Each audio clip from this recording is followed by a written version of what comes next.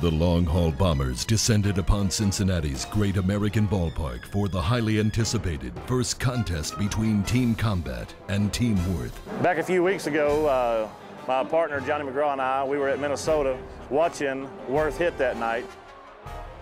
I can give you a prediction. When we hit against Worth, hey, it won't be near as easy as what they had it all tonight. This is coming from a man that hit 4, and then you got his little chirping buddy up here that hit 6. And after they got done, they were really talking a lot of smack about how they would beat us here in Cincinnati.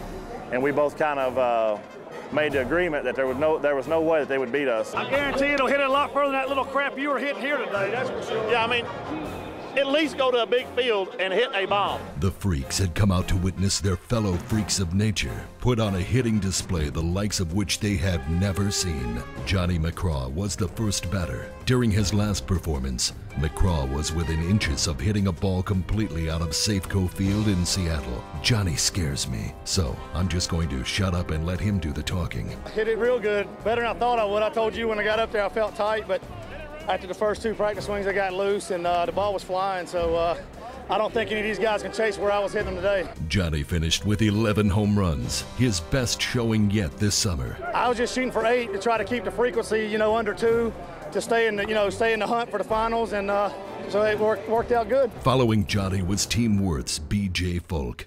After a midseason slump, Folk was poised for a comeback. He smashed 8 big bombs into the right field stands. Not enough to take the lead, but enough to stay in the hunt for the finals. I done pretty good. Had a pretty good swing going. Folk's teammate and Worth team captain Jeff Hall stepped to the plate next. Currently leading the long-haul bomber tour and looking very Hulk Hogan-esque, Hall was confident, as usual. First of all, he talks a lot, and then he comes in here with that goofy-looking peroxide beard he had. I don't know what that was. But he, too, came up with 8 total home runs. I mean, I did fair. I mean, I wanted, I think my frequency's around 1.9, so I hit 8, and that was what I wanted to hit coming in here was at least 8. I like the new beard. Thank you. You're welcome. The final batter was Team Combat's R.J. Howerton. He needed only 7 home runs for a Combat victory. Typically, this would be an easy goal for any long-haul bomber. But Howerton had recently been struggling. Would he, as Howerton might say, puke on himself again?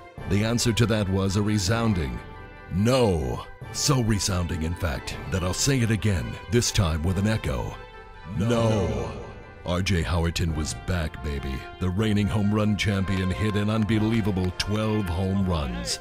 I called 13 for him. He got 12. We'll go with that.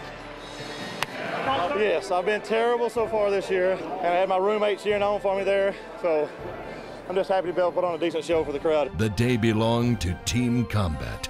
I don't see any competition out of them. They didn't even come close to us today. No amount of peroxide in Jeff Hall's whiskers could stop the Combat home run factory in Cincinnati. I guess he was worried too much this week about his goatee and not about hitting because he came in last. After today's performance, McGraw jumps back into first place, while Hall drops into a tie for second with Team DeMarini's Ray Cowart. I was thinking tonight was going to be a good night, but like I said, the ball was flying out of here tonight, and everybody put on a great show. Who do you think will win this year's Long-Haul Bombers Stadium Power Tour? Email your guesses to Andy@softball360.com for a chance to win the winning team's bet. Tell Andy I said hi.